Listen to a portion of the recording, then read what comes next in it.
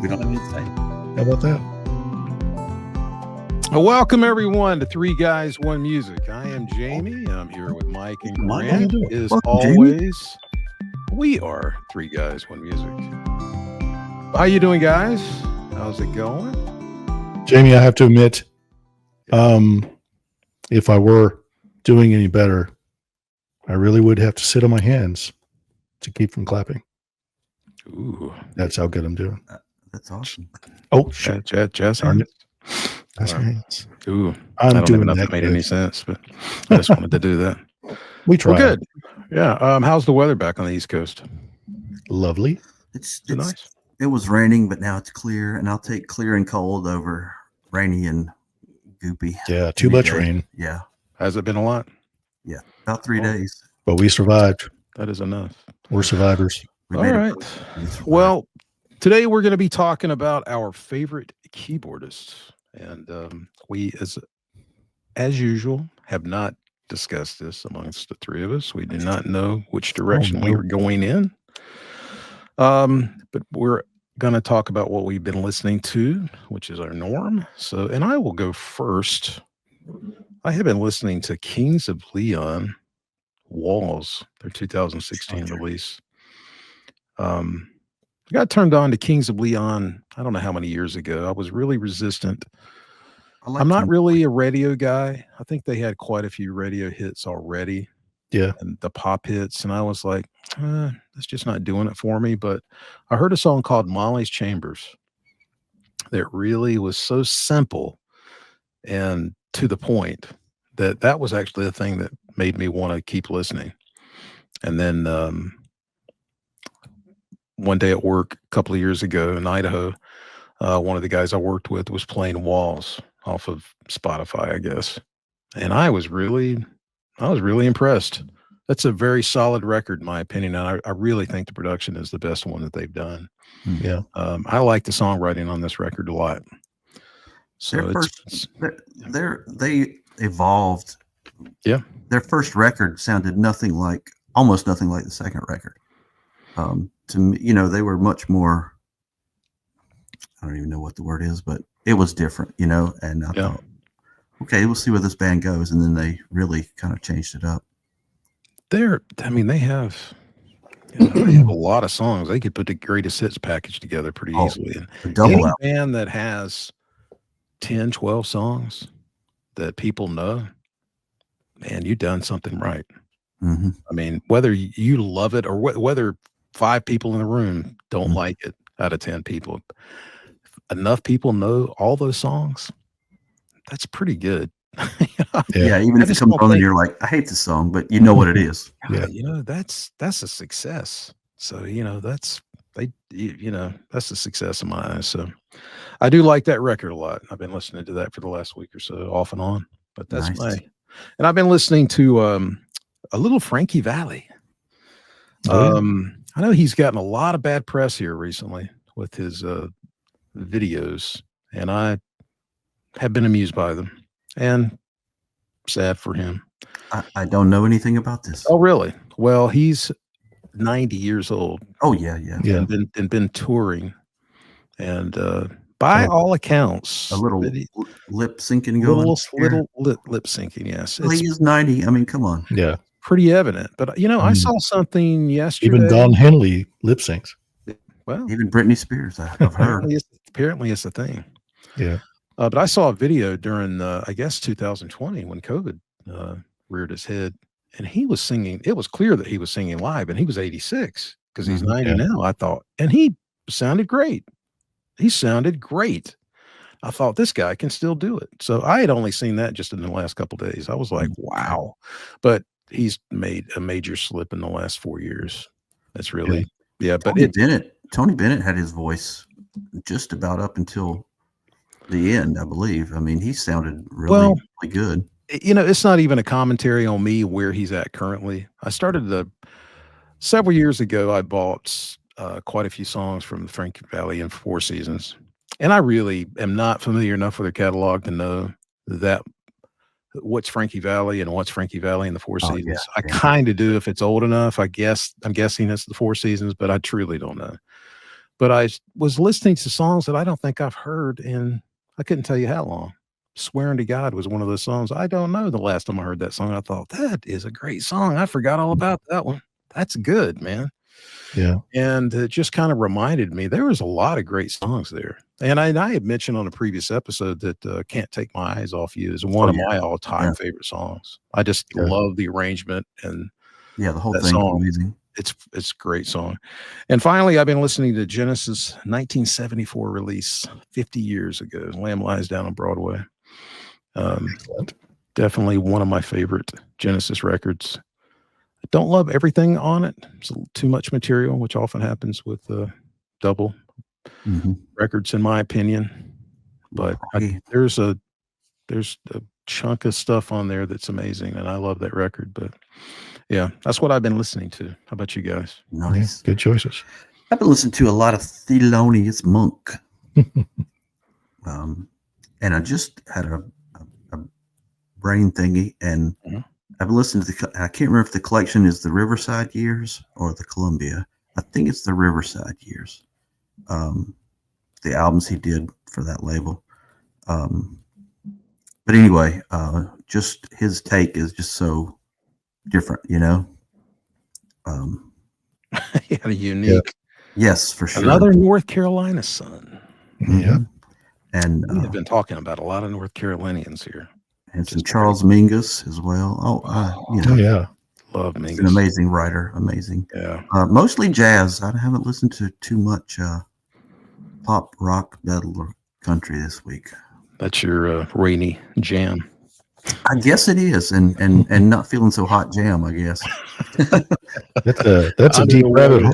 That's a deep rabbit hole you could go down. Oh yeah, listening to Thelonious Monk and Mingus. Oh yeah, yeah. You can take a mighty trip without any help. Yeah, yeah. Mike, what about you? Oh goodness, let's pull out the teleprompter. Oh Lord. Yeah, man, I've been listening to all kinds of stuff. Not really. What have I listened to? You had all kinds of stuff on, but have you been listening? Yeah, but Crown Lands, listened to them a bit today. The Mavericks, just a good, solid country band, along with Sierra Farrell. What else? Wolf Mother. We got caught with our pants down last week when Jamey said, "Name a Roy Haynes album." I'm like, I don't know. I wasn't trying to do that. Yes, you were. I was not. I was not. Roy Haynes, amazing drummer, but I've listened to some of his music and I couldn't name any tunes, but it's more interesting because he approaches it like a rock drummer. He's so powerful on the drum, so it's more interesting to watch him play. Did he have traditional grip? He did. Yeah. And Roy Haynes is so talented, great drummer. Can't say anything bad about him, except how a drummer holds their sticks bothers the hell out of me sometimes. And Roy Haynes is one of those. When he plays traditional grip, his snare drum is still flat. So he has his hand twisted, parallel to the drum. And it's like, that can't be comfortable. And then when he plays match grip, we've talked about this before, where there's no stick at the end hanging past your. There's so no he's fulcrum. He's at the very It's like, where's the fulcrum? Where's the pivot point? There's no stick hanging out the back of his hand, and it drives me nuts. And it's if you play like that, that's your choice. That's great. But it just, in my mind, I'm like, I feel like there's a better way, but I'm probably wrong. Does Stuart Copeland's grip bother you? No, not at all. Because he plays traditional, but he plays not to the two fingers, but through one finger. But he's left-handed. He's got that amazing swing, so I forgive him. He gets a pass. Okay. Yeah, he gets a pass. We see what you're. I think it's the same thing with me when I see people holding a pick in an odd way. Like Marty Friedman has got a really unorthodox way of holding, but it sounds phenomenal. Yeah. You can't argue with the results, but it just looks really weird. Yeah. I wish I could try to mimic that would be crazy. You just have to play like you play.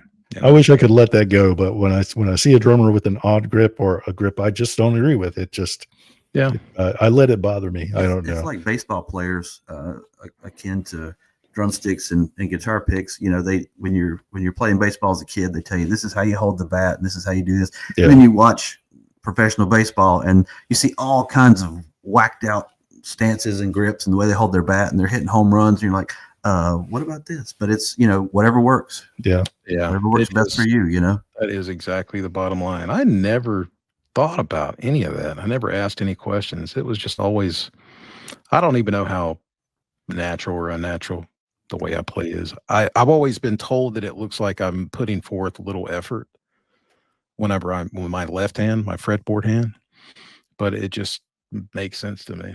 And Yeah. but I apply a lot of finger pressure because that's what my ear likes. I Yeah. don't have a light touch. But anyway, yeah, it's very interesting to analyze how people play their instruments sometimes. Yeah.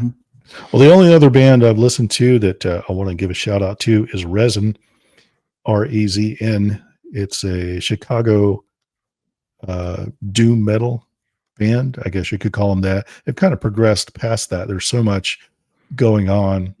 And they have it's three guys, and then the fourth guy is a keyboard player.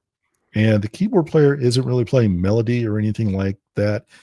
He's filling up the space with atmosphere, and I just love it. It's so, you don't expect that in a metal band, but it's just this wash, this not really a pad, but a wash of synthesizer tones behind it, and it really adds to the atmosphere, and it's really cool. Especially number one on your list. He's not on my list, but I wanted to give him a shout out today before we get started. I saw them open up for Russian Circles, and first time I'd seen them, first time I heard of them, and I'm like, this band is amazing. So shout out to Rezn from Chicago. They're touring. I think they're touring Europe next. Hopefully they'll head this way because they do have a new album out. Yeah, send me a link. I'd like to check that out. Yeah. I'm not too far from Chicago. But let's go ahead and get into the topic here. Do one of you guys want to go first? I'll go first. No, don't do it. I will go first. Okay. Did you guys have was there a criteria you were separating them into? Or? I will tell you my criteria. Yeah, okay. I'm going to explain mine as well. Mike did ask this a moment ago before we started taping. Do you think there's going to be a lot of overlap? And I don't think my choices, I've got at least half of my choices. I don't think they're going to. I wouldn't think you guys would choose. And I'm tried to choose people I haven't mentioned before. Even there was a couple of people I left off that are keyboardists bands that I love. And I said, I'm not even going to mention those. But anyway, my criteria was if they're more known, even though the piano is a keyboard. Yeah. A pianist is different from what I consider a keyboardist, and someone who plays more varied keyboard instruments than just like Tori Amos is more known for a pianist, or Elton John is. So anybody that plays like that is not on my list because they're more primarily known for playing the piano, not necessarily for playing keyboards. Right. So that was my fair enough. What I went from, Yeah. But anyway, so my first choice is famous guitarist who is much more well known for his guitar playing than his keyboard playing. And Jamey knows right now. No, Jamey, please. I behoove you. Go ahead. Tony McAlpine. No, really? The other one. Guitar player. I don't know. Eddie Van Halen. Oh yeah. Okay. Yeah. I'm okay. Not feeling it, but okay. I got you. Tony McAlpine truly is a He's been classical studied. I would say he's a better keyboardist than he is guitar player, and he's a phenomenal guitar player. Yes. So that's who I thought you were going to say. No, I did not. Eddie Van Halen didn't even cross my mind, actually. Yeah, because when he I think the first time, I could be wrong, but I don't think so. And the Cradle Will Rock is a keyboard. Yes, it's not. People think it's a guitar. It's not a guitar. It's a keyboard. That is a Wurlitzer through a Marshall. That is correct. And so he fooled everybody with that. And I guess obviously other than Jump, that was the biggest thing probably with the David Lee Roth era. Roth era for sure. Yeah, and then when Sammy joined the band, obviously they had way more keyboards in the band, and then obviously Right Now has piano in it, but he was a very creative keyboard player. He was a And, song guy. Yeah. I think that's what people sometimes lose sight of. He was a song guy, and he played the part that supported the song and drove the song. And, that I respect on him as a guitar player. As a rhythm guitar player, I think I'm almost in more awe of him than I am as a lead guitar player. And Yeah, we talked about that a long time ago. We were yeah, talking but about as a rhythm guitar. keyboardist, I love Eddie's rhythm guitar, but Yeah. I mean, like I said, it's not the virtuosic kind of stuff, but it's just it's cool. songwriting and it fits and it sounds good, It does sound good. Absolutely. Playing for the song. Yeah.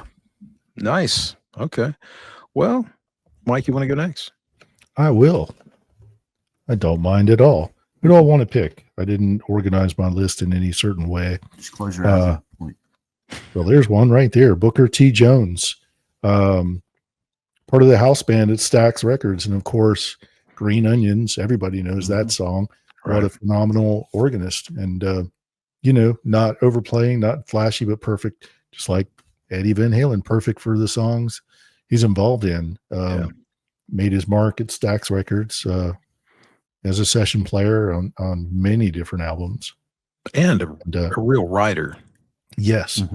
That's equally important in my eyes, but yeah, a fine keyboardist.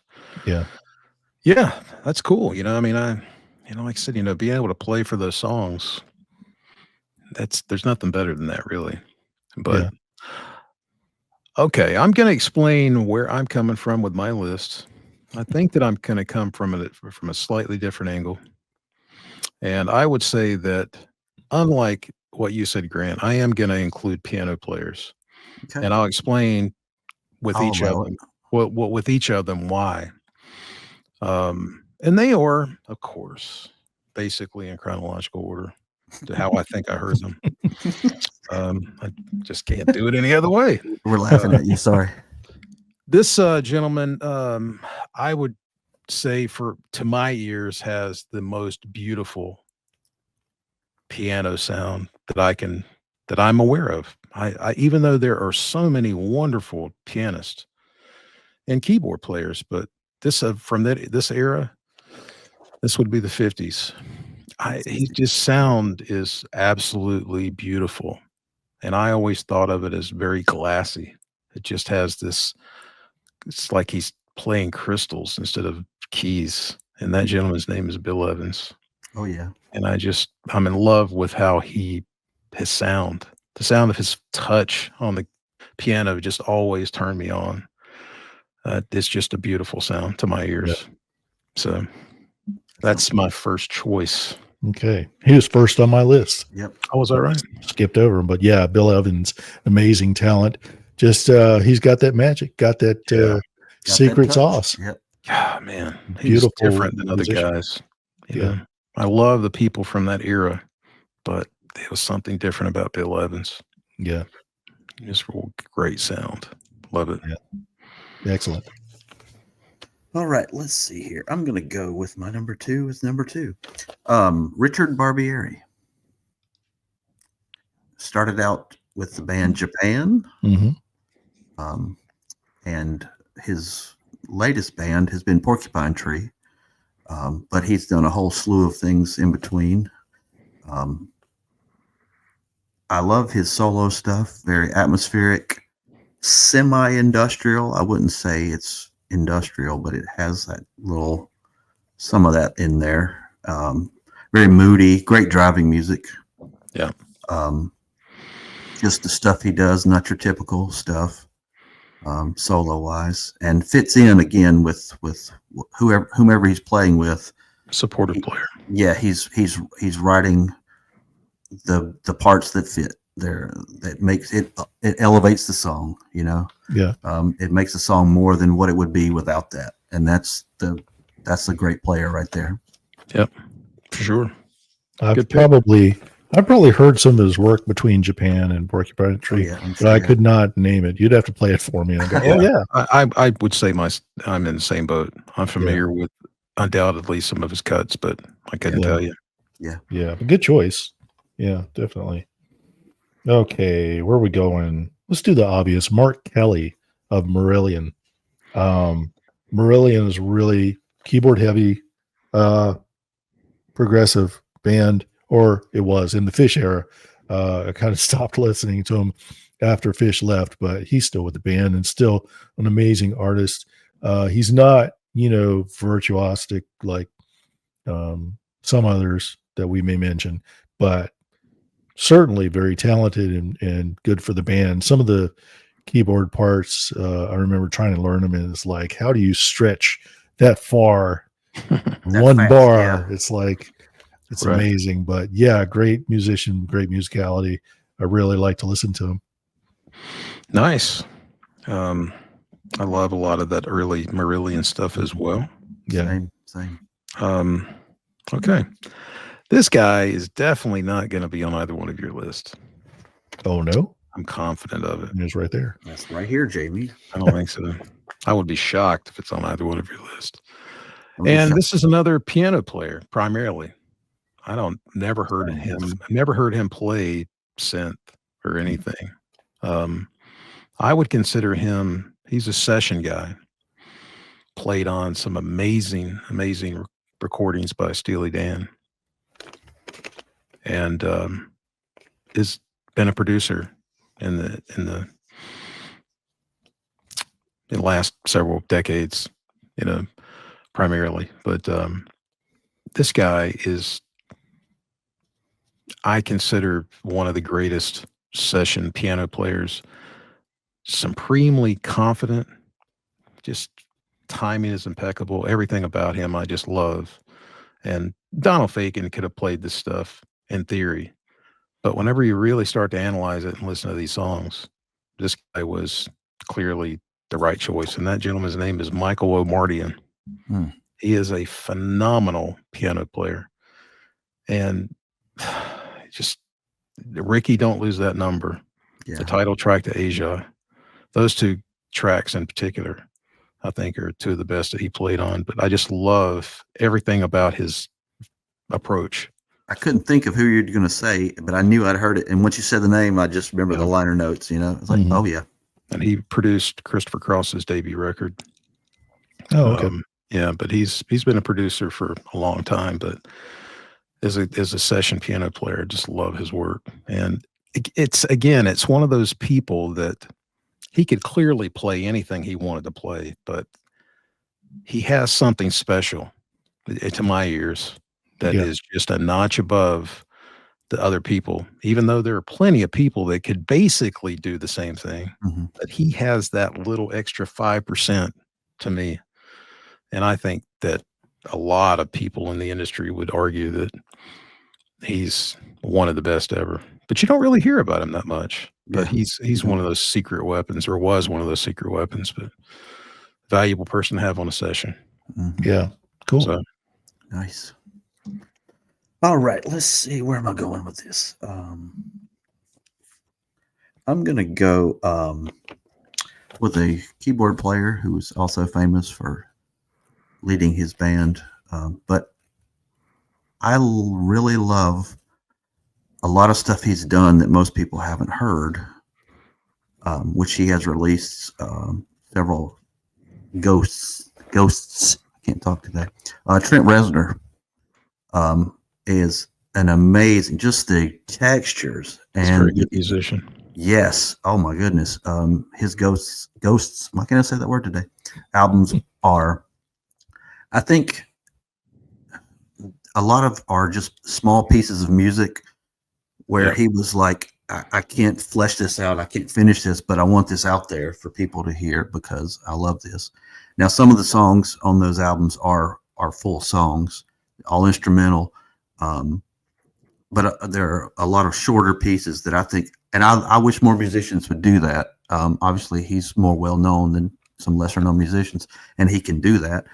But that music is just, again, atmospheric, moody. That's the stuff. Do you think he's been doing that more since he's been in film composition? Yeah, I think those that's kind of work. Those kind of the same timeline, right? Yeah, and I had a long time ago. I can't remember the name of the tape I had. VHS, kids, look it up. like there was a big documentary. It was a 2-volume VHS thing, and he was working with an engineer, and he's just sitting at the keyboard in like a darkened room, and he's just playing. You know, like that's almost stream of consciousness that we do sometimes. We sit around and we play, and we're not even trying to write anything. We're just feeling it, you know, going with it. And for about 3 minutes, he plays these chords and this stuff, and it's just you can immediately see the switch, or you can feel the switch from what he was playing before, and then all of a sudden something's happening, and he knows something's happening. He's just going with it, and he plays for about 3 minutes, and he stops, and he just looks up to his engineer, I guess somebody across from him. He goes, "Tell me you got that," or whatever, you know. Wow. And he's like, "Oh yeah, I was recording." And so it's like that's one of those moments where you don't know you can't redo that again because you were just in the moment. It's almost like I'm not doing this, you know. And if you're not recording it, you try to sit down and write it out, or try to write the chord, or I don't know what I was doing, but it's Capturing a moment. Yeah, exactly. But I love that stuff, and but he is just obviously all the songs he's written, and the stuff he's done in movies. But yeah, he's probably one of my top, obviously keyboardists, but just for the sounds he makes and the feelings. I love how he hears things, and I love his musicianship.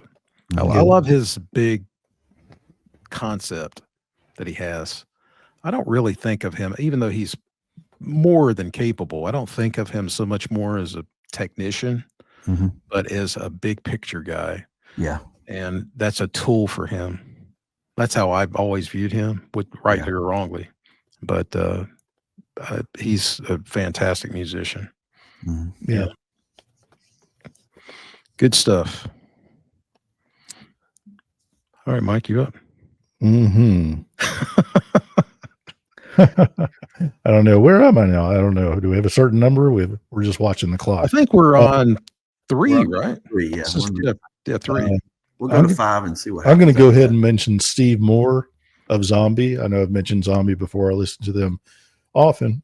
But Steve Moore, who considers himself a bass player, really knows maybe not the greatest keyboardist, but certainly very good at what he does, creating textures and making atmospheric music, backing up his own bass playing, and the sequences he plays, the solos he plays, everything is so exciting and vibrant and really stands out. So Steve Moore is going to be my number 3 with Zombie, and he does soundtrack music and plays with several other bands.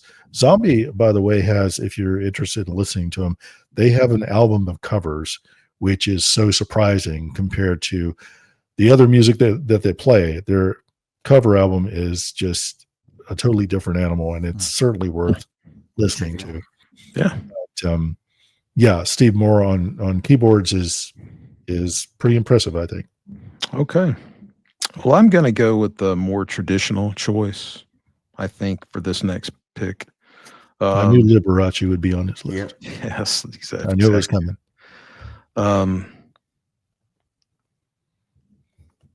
Mr. Tony Banks. Yep. He is arguably the greatest composer. I think he's probably the biggest composer of Genesis, even though Michael Rutherford was super, super important and wrote some great pieces. But I think Tony Banks he was a key ingredient for much of Genesis' career. Key ingredient. He has that. He just has such a beautiful sound. I love how he hears things, and that's how I hear things. It's not so much about, is it technically right, but does it fit right, and does it work? And he just has this knack for just putting in these beautiful parts. And I love his writing, but he's such a strong keyboardist. And the intro to Firth the Fifth off of Selling England by the Pound is one of the best prog rock pieces. I think most people would agree. It's just beautiful composition. And even the intro to Watcher of the Skies is so abstract, but it's just so, it's just you just can't stop listening to it. It's just great. I just love his approach. I love his writing. I love the way he plays within the context of those songs. And he just knows what to play and what not to play. And that's the kind of guy I would want in my band. Yeah. And I love his work. Yeah. Well, from that abstract intro in Watcher of the Skies to the fluid solo in the Cage. Yeah. On Lamb Lies Down. Yeah. He's got such a range of expression. So yeah, he's really good at what he does. Yeah. His composition, there's so many great songs that he wrote, including lyrics. I mean, Phil Collins was not, even after he took over Trick of the Tail, was not a big contributor up until Abacab, really. I mean, he did contribute on Duke, but not that much. Yeah. I think Misunderstanding was Phil Collins, and Behind the Lines, I think, was Phil Collins. Yeah. But the band kind of made that their own. But yeah, God. And then there were three. Yeah. There's like 2 or 3 cuts off of that record. To me, they're just major pieces. Mm-hmm. Burning Rope and Deep in the Mother Lode. Deep in the Mother Lode, yeah. Oh boy, that's just Again, it doesn't get any better than that. The ability to write and to play the right part for the song. I mean, the musical wastelands are littered with virtuosos, who couldn't play the right parts or overplayed all the time because that's what they thought they had to do. Yeah, you can be a virtuoso, but you have to play for the song and you have to contribute with your writing. If you're going to be a writer, you can just sit around and wait for them to say, okay, play a fantastic solo, but that's not going to be fulfilling, I don't think, to anybody. I want to be careful about how I do it, but if we have time, I want to just mention a couple players that even though they are just supremely talented and would deserve to be on any list like this, their sound is not pleasing to me in ways. And I want to try to mention a couple people, not in a disparaging way, but just why I wouldn't pick them. But most people would say, oh, these guys are the best of the best. Why wouldn't you choose them? But I want to explain why I didn't. We'll do that. So my turn. Yep. Where did I write down 6 here instead of 5? Okay. I'm going to go with I can just say the name and we can move on. We don't need to discuss. Chick Corea. Phenomenal musician and writer. Yep. Just love his sound as well. Yes. Like I said, we don't even have to discuss. If you're watching this and you never heard Chick Corea, he's a giant. Go check out Chick. Yeah. I can just listen to him play for hours, and that's a virtuoso who can find all the right notes, the opposite of someone just playing for the sake of playing notes. He's playing a lot of notes, but they're the right notes. They fit. Let me just comment on his time with Return to Forever. Yeah. When you think about players like Stanley Clarke and Al Di Meola, then Bill Connors, who I'm actually a huge fan of because his sound was phenomenal. He wasn't the speed guy that Di Meola was later, but Bill Connors was something special when he was in the band. But when you have players of that ability, it would be awfully tempting to try to outpace them, try to keep up with them. I would say that most of the time, Chick Corea did not do that. He certainly could. Oh, yeah. But he showed an incredible amount of restraint for the composition was also always, and to me, the key. It wasn't about, I'm trying to impress you. This isn't not Mahavishnu, although that was great. That's why I love Lenny and Lenny White in Return to Forever, because he even though he could play, he's one of my favorite drummers of that era for sure. He could play anything he wanted. He played what fit. He wasn't trying to be Billy from Mahavishnu or Narada Michael Walden. He wasn't trying to be any of those guys, even though he could play like that.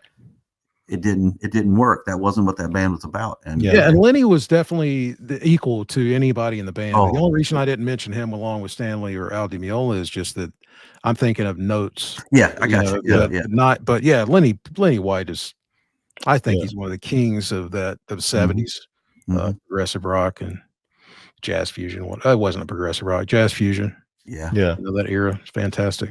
But that album, Romantic Warrior, is one of my all-time favorite albums. I listened to that all summer long when I was, 15, 16. It's just a great album. There's so much energy there. And the musicianship is there, and certainly a lot of soloing, but still it's a group effort. Like you said, Chick Corea is not trying to blow anybody out of the water or match one for one. He's there to play the song, serve the song, and that's what makes it a great album. It would be fatiguing had he chosen to do that. Yeah, and Lenny White gets his solo time there. Still a blistering drummer. I just love that album. It's like the perfect fusion album to me. It's funny. I know that's your favorite, and I think my favorite of theirs is their 74 release, Where Up I Known You Before. I think that's it's the most subdued, and I think that's the first one with Al Di Meola, I think. Maybe, but it's not about chops. It's just the compositions I don't think were ever on a grander level than they were on that release. It's a great record. Do you think Romantic Warrior is more rhythmic in composition?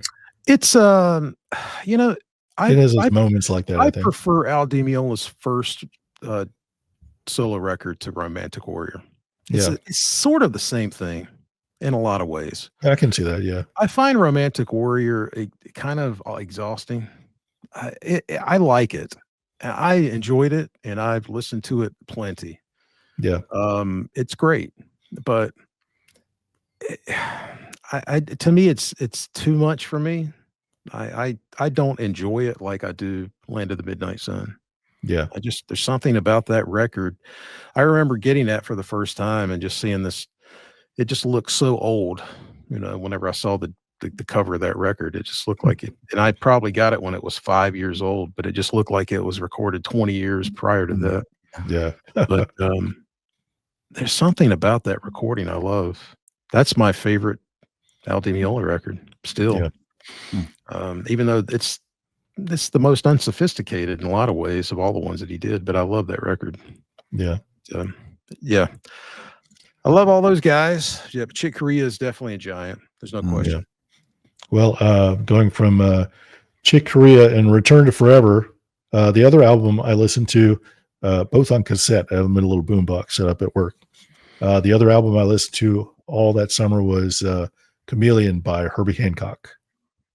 What an amazing album, making use of some crazy sounds on his synthesizer. For sure. It's just a glorious album. And Hancock he's made great music before and after, great music with Miles, of course. When he steps out on his own, he certainly finds his footing. This is me. Oh, yeah. He shows you his personality in those albums. But Chameleon was an excellent album, and he's obviously a masterful pianist and knows his way around a synthesizer too. Yeah, I think of him as just being one of those super musical humans. Yeah. He clearly is a fantastic musician, but he's so musical. I don't think it can be said too many times. You can play really well and not be particularly musical. Yeah. And there's just something that I don't know if that's something that is innate or can be taught, but it's just, you have to have sympathy for what, for lack of a better word, for what the piece that you're working on. That is just a very subtle thing. Yeah, I have a DVD of Herbie Hancock. He's the leader, obviously, so it's his gig. But Ron Carter on bass and Billy Cobham on drums. Yeah. And That's pretty awesome. That show it's still one of my favorites, just like, Yeah. I love, I'm a fan. Yeah. But that album too, Chameleon, there's some moments in there where he just pushes the envelope, he stretches out and in his solos, and it's like, oh, where's this going? And it's kind of weird, but when it's done, you're like, that was amazing. That's where it went. That's Herbie Hancock in a What nutshell. year would that have come out? Do you know? Oh gosh, That's post Bitches Brew though, right? yeah. Okay, I that's think all it's that matters. 75, is it? 74. I was gonna say it might be something like that. It might be earlier. I don't Yeah, I know, truly don't know. I was just Yeah. curious, but okay. Love Herbie Hancock. Totally worthy of this list. God, there's a few people that I'd love to mention, but I'm going to go with the guy that I think is going to be off the beaten path. But again, one of these really sympathetic players that plays these beautiful parts that I don't know how much he contributed to the writing. That I don't know because he's not the leader of the band, but he plays so beautifully and his sound out of his fingers. Again, it's just the certain touch that he has. And I'll be giving it away by what I'm getting ready to say, but he plays all of the keyboards to my knowledge, or at least the prominent ones on the title track to Bat Out of the Hell by Meatloaf. And if you listen to how fast the part is, it's just, you have to be a fantastic player. But it's not only played great, but it sounds so good. Yeah. And it's in his ears and it's in his touch. And he was the keyboard player for the gentleman Bruce Springsteen. And this guy's name is Roy Bittan. Yep. Love his touch. So many iconic parts that he's played throughout the career of Bruce Springsteen. I don't know how much he contributed in writing. I don't think much, but Yeah, I he don't knew think how so. to interpret those pieces That's Yeah. the and key. made him his own. I love it. I'm such a fan of his sound. Yeah. Yeah. Excellent. Yeah, it's fantastic. Let's see. We're on 5 now, aren't we? 1, This 2, is, 3. yep, you're It's on 5. That's correct. As much as I We're just gonna keep going. want to mention this guy, I might mention him later. Even though I'm trying not to mention bands I mentioned recently, and I've mentioned Planet P before. But Tony Carey's an awesome keyboardist. I'm going to go with Howard Jones. Oh, Yes, musical guy. Yes, just phenomenal, and the stuff he plays and writes. I remember being made fun of back in the day when he first came out, and my rock and roll friends and metal friends were like, "You bought that album?" I'm like, "Yeah, man, it's freaking Can't awesome. deny the songs. It's freaking awesome, and he can freaking play." To me, it's about the songs, man. He was a Exactly. great writer. Exactly. Yeah. Yeah, he's still gigging. They still Yeah. play him. yeah, that's true.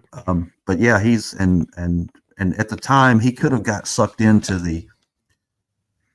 a lot of what happened back then is here's the new synthesizer sound. Let's use it on something, which is what happened with a lot of electronic drums back then that really dates the music. I mean, the songs might be really great, but then you hear these, you hear this, like, oh my gosh, I wish they'd played real drums. Not to put you on the spot, but I mean this sincerely. Is there an example that you can give of a player, a session guy that might have done that, or a band that might have done that just comes to mind?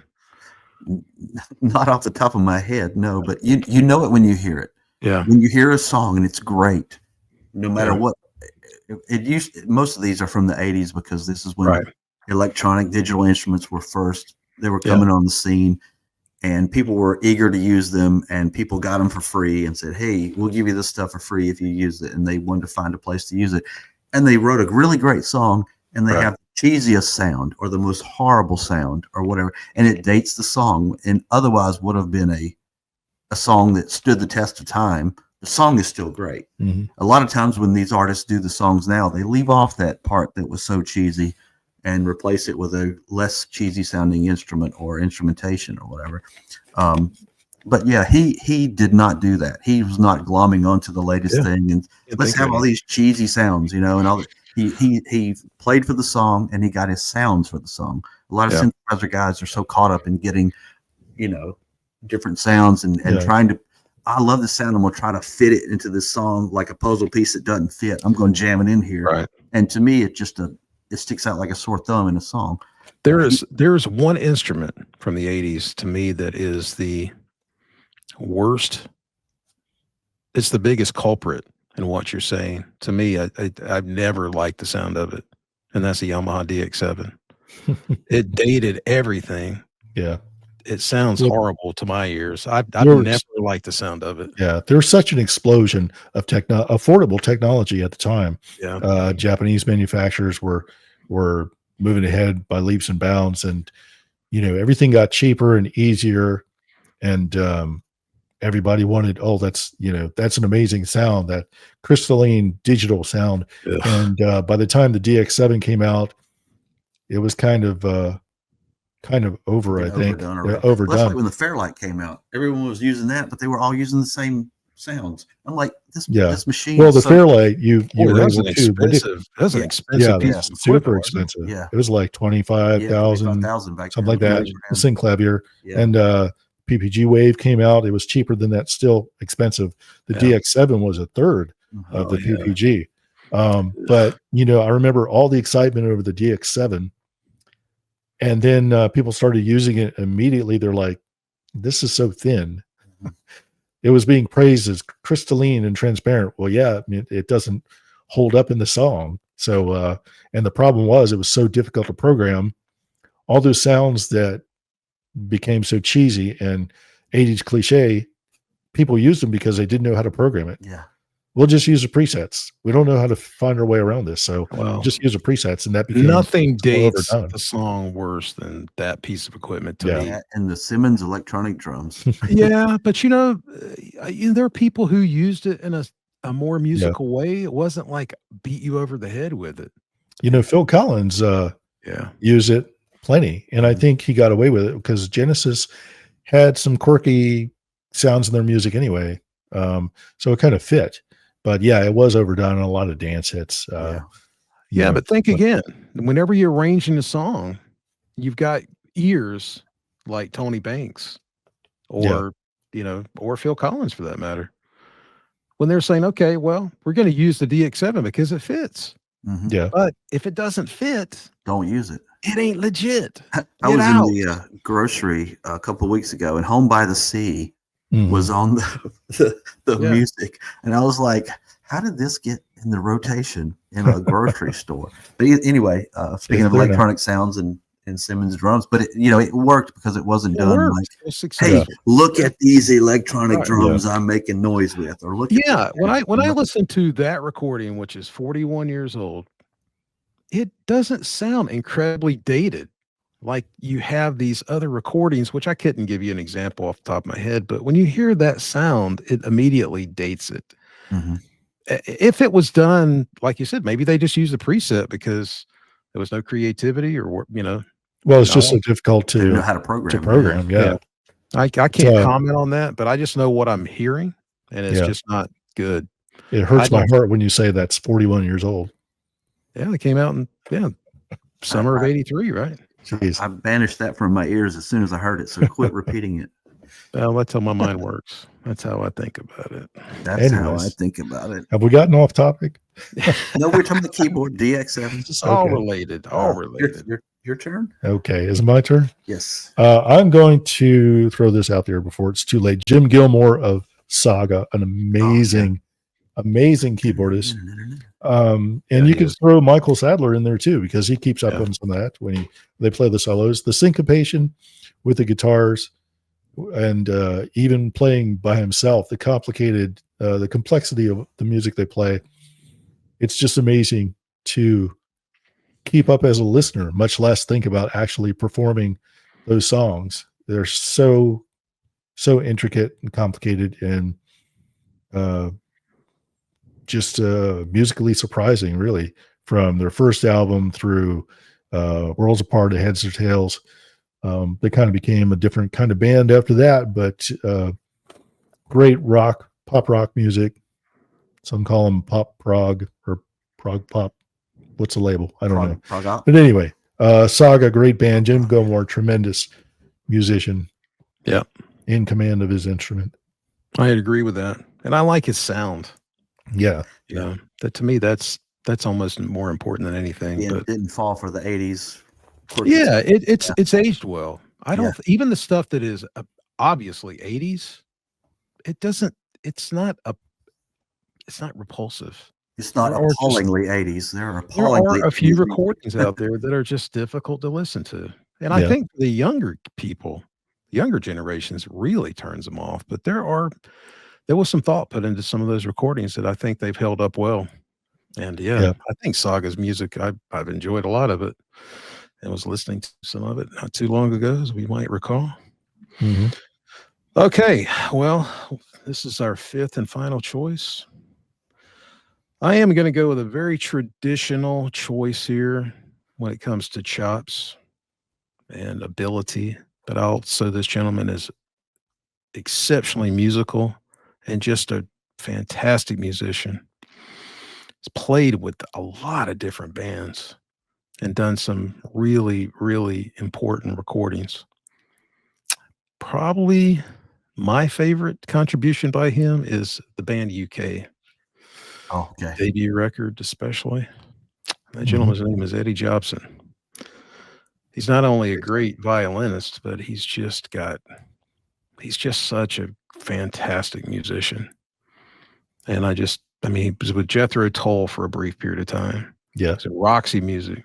He's Frank Zappa, clearly extremely capable. Mhm. Could play and read anything that he needed to play, but he's just a musical player. But I was listening to one of the pieces, Alaska, and Yeah.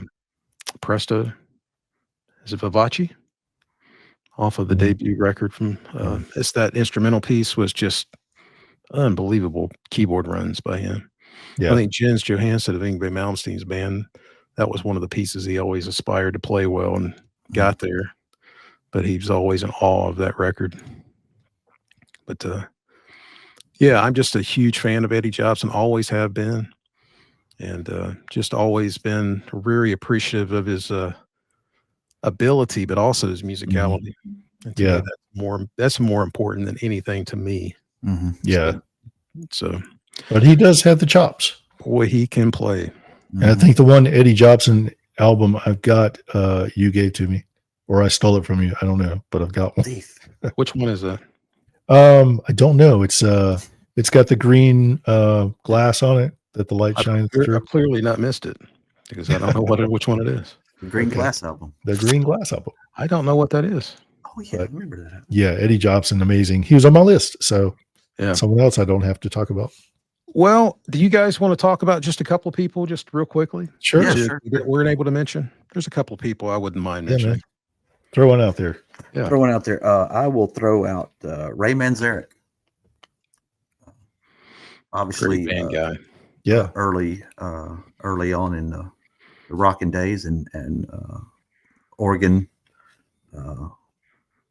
I mean, this is pre-synthesizer, so he was working with what he had. And the amazing thing is him playing the bass parts, while also playing the solos and doing. I mean, that's just, you watch that live and it's like, my brain. The bass really juxtaposed against the part he's playing on the organ. Incredible. If I would just say that, of course, tons of iconic keyboard parts, but if I'm just gonna narrow down like 5 or 6 pieces that are just absolutely super important from the late 60s, early 70s, 67 to 72, Riders in the Storm has to be on there. Oh, good. Yeah. Grief. I mean, it's perfect. That's what, and it just sets a mood. It's perfect. Hearing that on the radio is what, when I was a kid, I was like, okay, what in the frick is this? Because I want more of it. And I didn't even know what it was or what was going on, but just hearing that on the car radio, I'm going, what? That is a song that you really don't want to end, isn't it? Yeah. Yeah, it really is. It's just perfect. I love it. Yeah. Yeah, I love when I'm driving like in a desolate place when I'm out and, really on a long drive and that comes on. I'm like, oh man, that's perfect. And you're like, oh man, I hope I don't run out of gas. Oh Lord. Somebody's behind me flashing their lights and I'm in the desert. I'm running out of gas. Oh my God. Okay. Killer on the Road is behind you. Exactly. That's what I was saying. It's in the song, man. Okay, I guess I have to say it because someone's going to get angry if I don't. Keith Emerson was a master of not only the piano, but his he played a C3, I think, a C3 organ. I think you're right. And his Moog synthesizer. Yeah. He knew his way around the synthesizer, just like it's a brand new instrument, and he played it like I was going to say played it like a fiddle. If But, he was not played it the like a very first synthesizer. Moog player, he was among the very first. He was one of the very first, yeah. Yeah. But he was just amazing at what he did. Stabbing chords into his organ with knives, so Literally. he could solo over it. Yeah. and Crazy. just he got some of the first, he had one of the first Moogs. He had, I can't think of the model now, but that giant monolithic Yamaha that he played for the Works tour. He had some amazing instruments, and he got those instruments because he was an amazing musician. He was. It's like, hey, play our new instrument and show us what it can do. Exactly. An extraordinary musician. Certainly not all pyrotechnics. If you listen to his work on the Works album, not quite as self-indulgent as the other band members, maybe. And the piece Pirates by Emerson, Lake and Palmer on that same album is really impressive. Just a great musician. I'm going to overstate the obvious, but an extraordinary keyboardist, synthesizer, and organist. I would put him at probably the top of my list for those guys. It's hard to deny his position. He almost made my list because he's I only left him off because I knew one of you was going to mention him. So that's the reason I left him off. I was trying to think of it's funny. My favorite record of ELP is actually Trilogy from 1972. Yes. I think that the Enigma, both of those pieces, the title track, and from the beginnings on there. But I just think that's their most complete record from beginning to end. Yeah, it's very satisfying, and I think that's maybe Keith Emerson's best record. I wholeheartedly agree. As far as a complete album, it's great. It's a great album. It is one of their best. Yeah.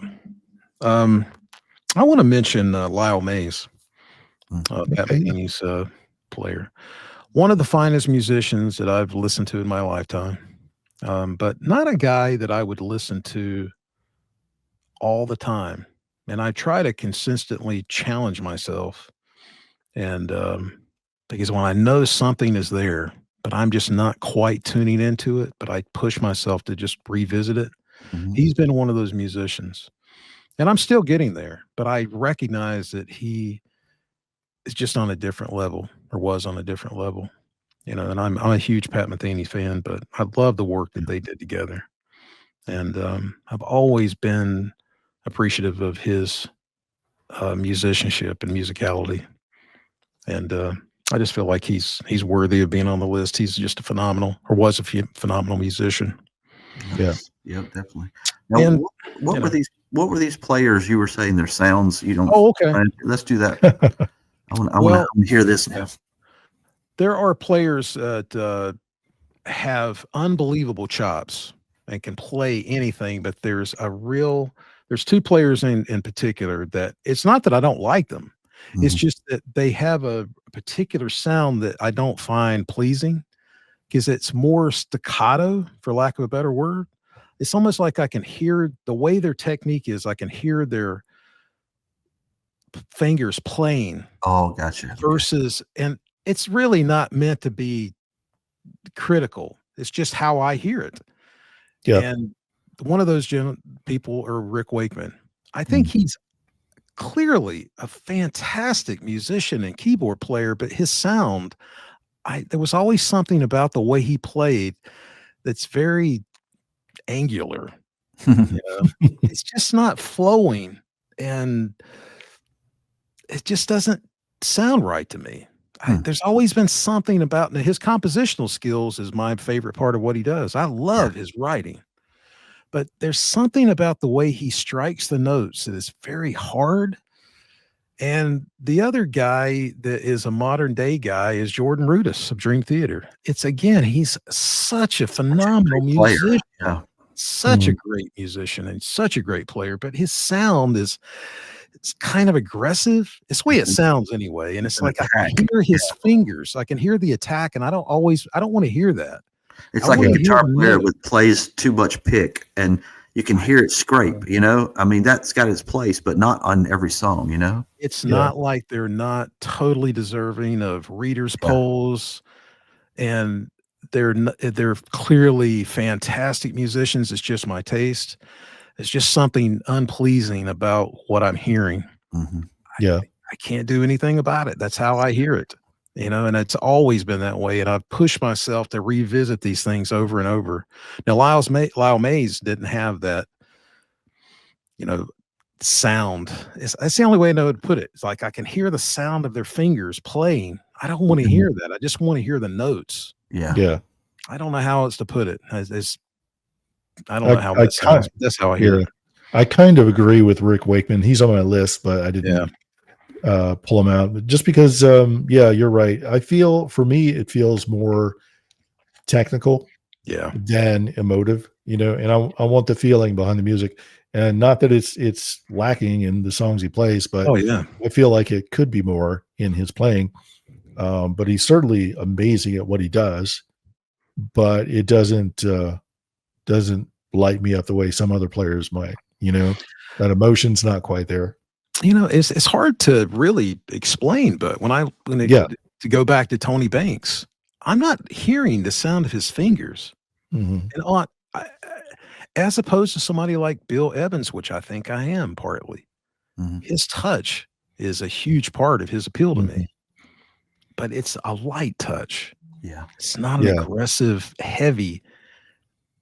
Maybe that's just my taste. I think it's different because of the type of music, maybe. Maybe. But Bill Evans, you feel his connection with the instrument and what he plays. He was a deep guy. Yeah. I was thinking about Jordan. He's keeping up with Petrucci, and it's almost. I mean, some of his sounds live are very. If you're just listening, sometimes you're like, wait a minute, is that Jordan or John? I can't tell if that's a guitar, because he's mimicking the guitar sound on purpose, It's funny you say that when they're trading off, I heard it. I don't think I can hear it clearly. He's playing in a guitar oriented sound, but I can hear that it's not a guitar player because I've been a guitar player forever. But I can understand why somebody who might confuse those two. I saw a video, a reaction video recently. What is his name? Dr. Daily Doug, the guy that's the I don't know. Classical player in South Carolina. I don't know. He's got a pretty popular channel. He's got about, 350,000 people on his channel, subscribers. But anyway, he plays these things, and he's a doctor of music and is very educated. But he was listening to it. He goes, well, here comes the guitar solo. And it was just Jordan playing through some sort of heavy, distorted, synthesized sound. And I thought, that's not a guitar. But I can understand why somebody who is not a guitar player would think it was. And Jan Hammer did the same thing. Yeah. He loved that, but it was never mistaken for a guitar to my ears. But he was trying to mimic what a guitar would do. Well, I was just thinking in general that might be why Jordan has more attack on the keys than and if he were playing with a in a different like Michael was saying, the type of music, it's heavy. It's meant to be. That's probably right. Metally, He probably couldn't get away with having. He probably could easily play a different style and a different touch. I'm sure that he could. He's clearly very capable, and his musicianship to me is just unbelievable. As prog goes, I think when I first got into, he's the best. Yeah, when I got into Dream Theater, he's like the heir to Emerson and Wakeman. I mean, he's that good. I mean, there's Emerson, I think, is one of his biggest heroes for sure. You can't doubt his technique and his facility on the instrument. It's just sonically, it's just not pleasing to me. I get it. And there's singers like that. They can sing. They're in key. It's just their tone might not be everybody's cup of tea. Well, again, it's just taste. Like Portnoy versus Mangini. I'm a Portnoy guy. His feel is different. It's a little looser, but it just works for me. It's what I want to hear. It feels right to me. Petrucci is not my thing, but clearly the guy is a phenomenal musician. He can play anything he wants to, but it just has never been. I love his compositions, love his production. There's so many things that he does I'm a big fan of, but sonically, it's just not my thing. There's nothing. That's not a criticism. It's just we're not all. Everybody can't love everything. No, yeah. I mean, it's It just the what way makes I it hear it. all different. Yeah, and I love the fact that you've got somebody like Portnoy in the band who loves everything. Mhm. Loves everything from the Ramones to the Beatles. And I Uh, think of myself very much like that. I think we all would be that way. yeah, I we mean, I love music, love all of that. We love music, but I think and Portnoy is the one guy in the band who's really got that broad mhm, stroke of taste with yeah, all these different bands. And I'm so glad they have somebody in the band like that because I don't think even with Jordan and John, I don't think their tastes are nearly as broad as Portnoy. So Yeah. he's an invaluable member to have in the band for, mhm. for numerous reasons. But yeah, this was fun. I enjoyed this list. Yep. Well, we There, will there's some see. on the list. I'm sure I'm not the other one, but some I wish we could talk about. Maybe we'll have to have a second session. Part Yeah, two. If we missed anything, put a comment below. If we absolutely, missed Let us know. absolutely. Let It's us not know a who your reflection favorites on are. your ability. All right. Well, thanks for everybody for checking in with us, and we will see you guys next week. Peace out. All right. Be well.